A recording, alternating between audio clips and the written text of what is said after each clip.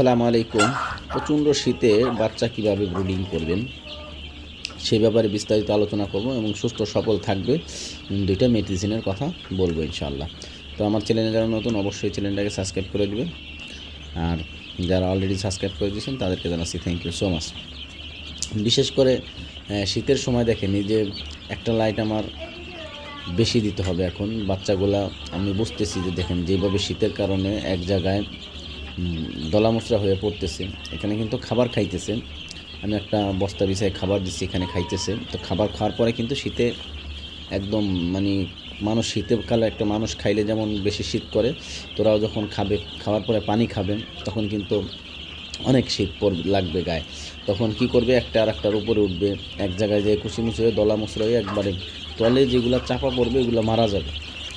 এই ক্ষেত্রে আপনার খাওয়া দাওয়ার শেষেই আপনার কী করতে হবে, লাইটিং বাড়াই দিতে হবে, লাইটের পাওয়ার বাড়াই দিতে হবে, প্লাস আপনার গোল করে টিন দিয়ে উপরে কিছু দিয়ে ঢেকে দিতে হবে।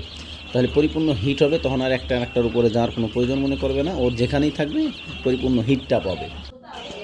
ওই ক্ষেত্রে আপনার মুরগিগুলো একটা বাচ্চা, ওই যে টিন দেখতেছেন পাশে, একটু পরে কিন্তু যে উপরে পাশে যে লুঙ্গির টানাটা দেখতেছেন, এই উপরে লাঠি দিয়ে এই টানাটা টান দিয়ে দেবো এবং ভিতরে হিট হয়ে যাবে, মুরগিগুলো সুস্থ থাকবে, সবল থাকবে। এইভাবে দীর্ঘ সময় ধরে চালাইতেছি, মুরগিগুলো সম্পূর্ণ সুস্থ আছে, এরকমভাবে সুস্থ থাকবে। এর পাশাপাশি আপনার যে কাজটা করতে হবে, এই শীতে আগের থেকে মেডিসিনগুলো চালাইতে হবে। লাইসোবিট, মাইক্রোনিট, এই দুটা মেডিসিন অ্যান্টিবায়োটিক আপনি চালাবেন সর্বদা এই শীতের ভিতরে।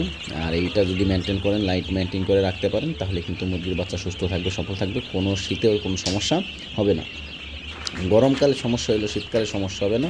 এই যে এইভাবে সিস্টেম করে যদি আপনি ঢাইকে দেন, এই যে এই টিনটা দেখতেছেন, ওই যে এই পাশে একটু খাওয়া হয়ে গেলে এইগুলা দিয়ে এই টিনের আসলে তেনা দিয়ে ঢাইকে দেবো উপরে, খুব সুন্দর করে হিট হয়ে যাবে। ভালো থাকবেন, সুস্থ থাকবেন। আসসালাম।